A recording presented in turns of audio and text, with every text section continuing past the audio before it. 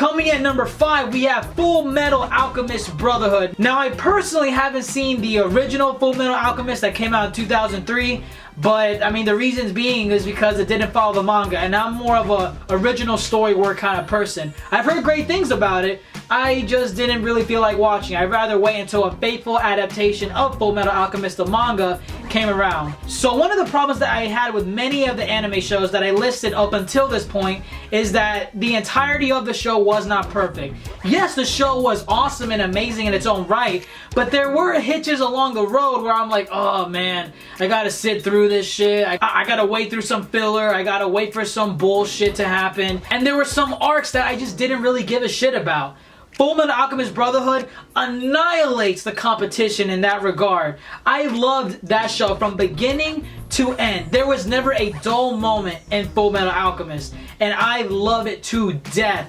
The story and the hardships of Edward Elric and his brother Alphonse just trying to bring back their mother and getting fucked over in the ass with the equivalent exchange bullshit. It just makes you feel for them, makes you relate to them, because at the end of the day, no matter how badly they wanted their mother back, they still had to pay the ultimate price and live with the consequences. And that is a theme that I love in this anime. Not only that, but even the villains, you start to feel for them. You start to feel sorry for all the hardships that they had to go through with their life. Like the homunculi. Never before would I think that I would feel sorry for shits like gluttony, envy, lust. I felt bad for all of them, and all for good reasons. And oh my god, I don't need to tell you guys this, but you know that you had them feels with that Zhao Tucker shit. You know that whenever you go to cosplay events or Comic-Con events, you never bring up Zhao Tucker shit anywhere. Like, people will jump on your ass for that, because no one wants to get them feels from Zhao Tucker again. And not to mention the ending. A lot of the animes that I listed up until this point, I've also had problems with the ending. Death Note as an example. As much of an amazing anime as it is, the ending, there are parts that I liked and parts that I did not enjoy at all. Particularly with Light's death and a few other mishaps along the way. But with Fullmetal Alchemist, it gives you the battles, it gives you witty writing, it gives you the ending that you deserve as the reader. No bullshit, no cliffhanger bullshit, no characters dying this pathetic death for no reason. Every character in Fullmetal Alchemist Brotherhood gets their closure, gets their ending, and it leaves you happy, leaving the anime thinking, wow, that was really amazing. I'm glad I stuck through this thing the whole way through. And that is why Fullmetal Alchemist Brotherhood deserves number 5 on my personal top 10 shonen anime. Coming in at number 4, we have the king of the pirates himself, Monkey D. Luffy, with One Piece. And honestly, when I started doing this list, I figured One Piece was going to be on the high end of this list, close to the top 3, top 2 picks of my shonen anime.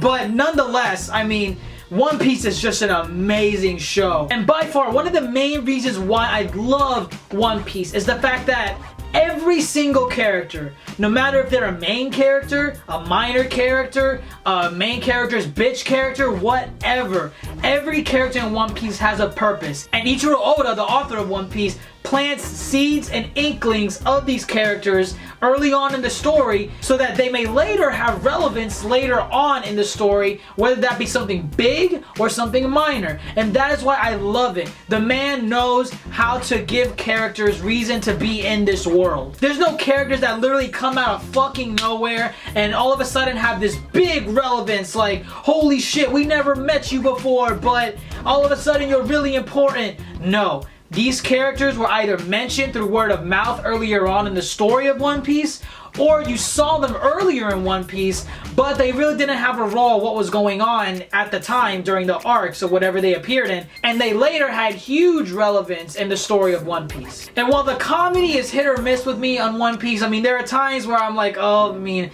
Nami doesn't want anyone seeing her boobs, okay, we get it. The battles are what keep me coming back to One Piece. The devil fruit powers, the uniqueness of Luffy, like honestly, you would think that having rubber powers would be practically the dumbest thing to have in a world where people are made of magma, fucking lightning, fire, all that shit. But Oda shows you how much of a badass a rubber man can be, a swordsman can be, a navigator can be, a sharpshooter.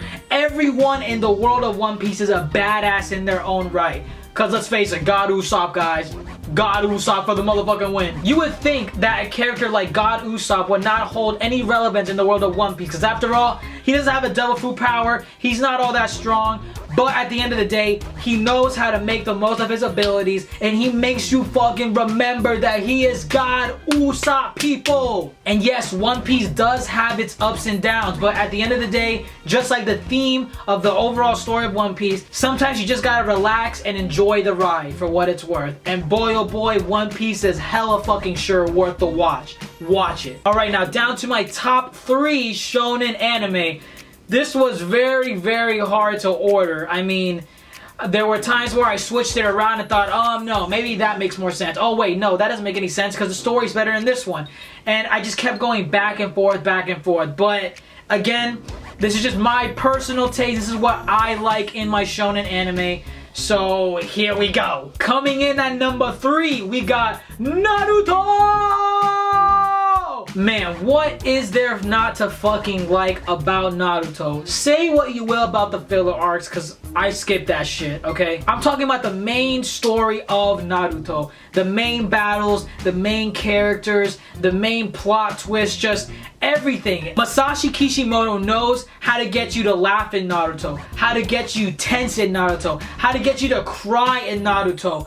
Those different emotions all packed together in one fucking anime. Kishimoto does it with such finesse. And yes, there are a lot of flashbacks that take away from what's going on during the present times in Naruto, but those flashbacks most of the time have so much relevance and rich lore behind them. Seeing Naruto's past being bullied as a kid with the 9 tails inside him. Seeing Sasuke shun those around him just so he can get revenge on his brother who was actually protecting him during all this time of strife and turmoil. Kakashi having to leave one of his best friends under a pile of rubble just so he could save another best friend who he later on kills. There's so much sadness. There's so much good storytelling in the world of Naruto.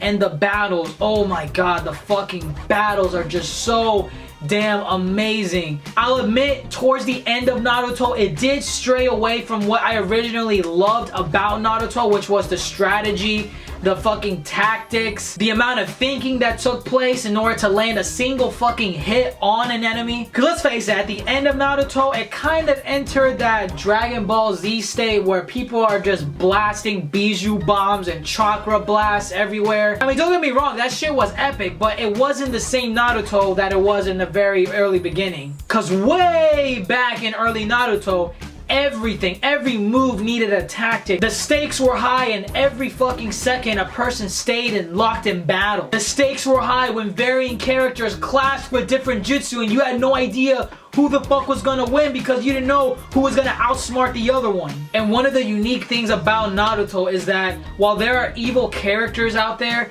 they all have a reason for being evil. Now, don't get me wrong, there are some evil bastards in the world of Naruto that are just there just to fuck everyone up. Kakuzu and Hidan, for example. But characters like Pain, Madara, Obito, as evil as these son of a bitches are, they all have a reason for being evil, and it's all just to make peace with the world that they live in that strives on fucking killing each other, murdering family members, and that is for damn sure why I love this series. It definitely deserves number 3 spot on my top 10 shonen anime list. Coming in at number 2. Now, I am either gonna get a lot of hate or a lot of flack for this, because if it's number 2, that means something else is number 1. And I juggled with it for so long, I had to come to the conclusion of which one is honestly the overall better package. And coming at number 2 is Dragon Ball fucking Z. Now, I myself got into Dragon Ball Z, like most of you all out there, through Toonami, and boy oh boy, I fucking fell in love with it. It was literally the first anime I ever watched.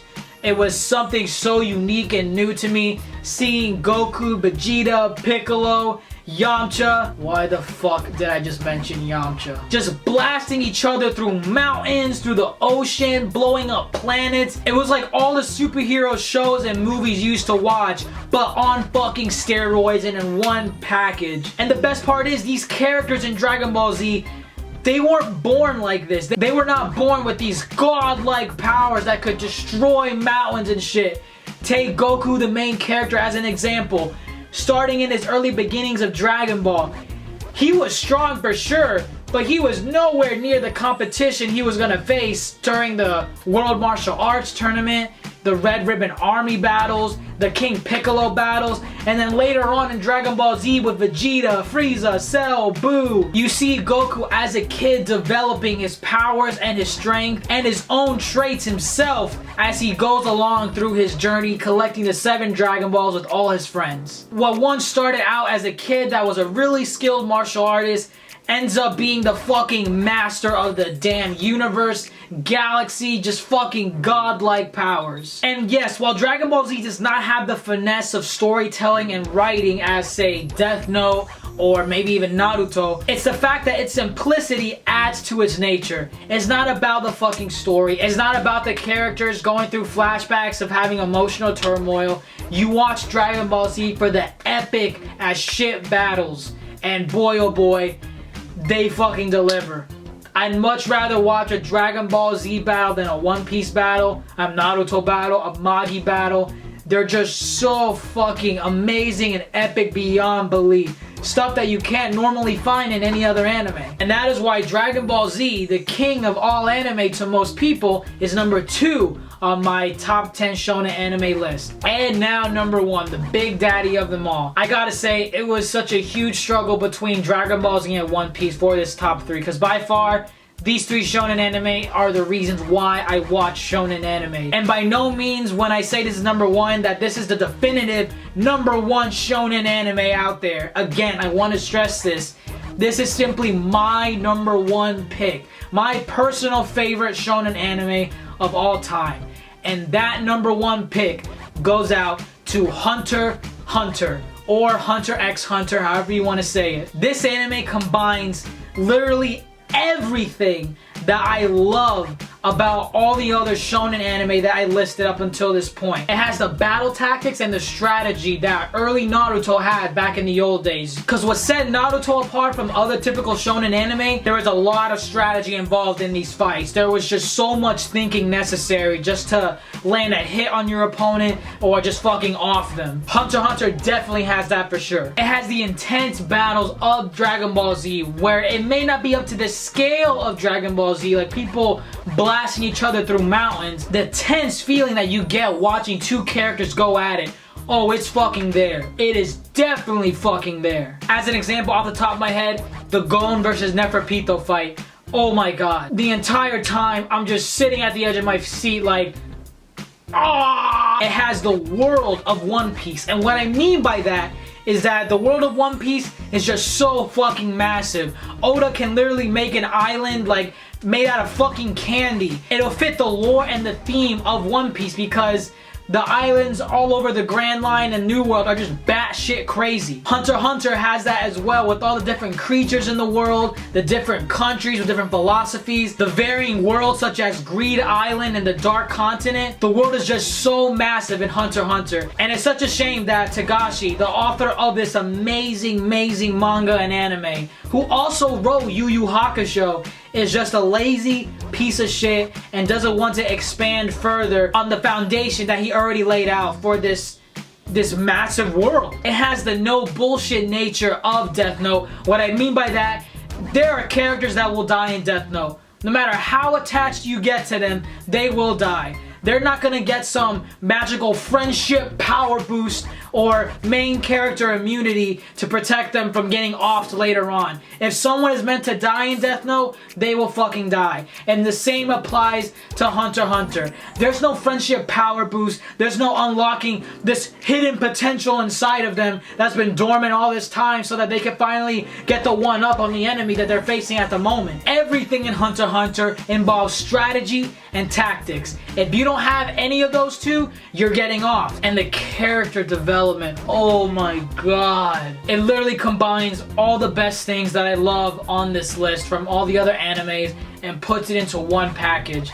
Just Gon, Killua, Kurapika, Leorio, all these characters have a purpose in this world, and they grow from being these wimpy little pieces of shit characters or these happy-go-lucky kids into these just monster powerhouses that just have great characteristics. I love everyone in the world of Hunter x Hunter. I love the villains, I love the heroes, and the arcs. Oh my god. The Chimera Ant arc by far being one of my favorites, because oh my god, it was just so good. If any of you out there have not seen Hunter x Hunter, I highly recommend watching it.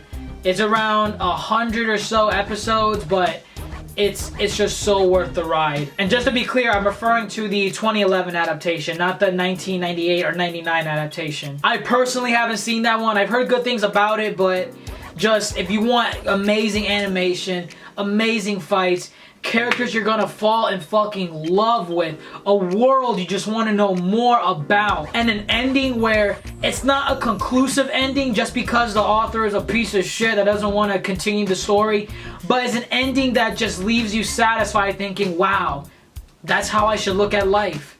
I should look at it as an adventure that's never ending. Just because I got to this point on my adventure doesn't mean that's the end of it. I have this whole world to explore and enjoy, and it's up to me to make it my own. And again, Dragon Ball Z is the show that got me into shonen anime. It's the show that got most people into anime, period. But what Dragon Ball Z lacks in storytelling and character development, Hunter x Hunter makes up for that, leaps and bounds above. It's just such an amazing story. You've got to see for yourself. But yeah, that's it for my top 10 shonen anime. Again, I may sound like a broken record at this point, but I can't stress this enough. I love all the anime that I mentioned on this list. There are just some that I love more than others, and that's just my personal opinion. I'm sure my top 10 list is going to be completely different from your top 10 list. But me personally, by far, Hunter x Hunter, best shonen anime in my book. But let me know what your guys' top 10 shonen anime list is. Let me know what your thoughts are in the comments below. I'm really curious to see if there are other shonen anime out there that I should get into. Because as you can see from the title below, this is my 2015 edition. My opinion could very well change next year, the year after that.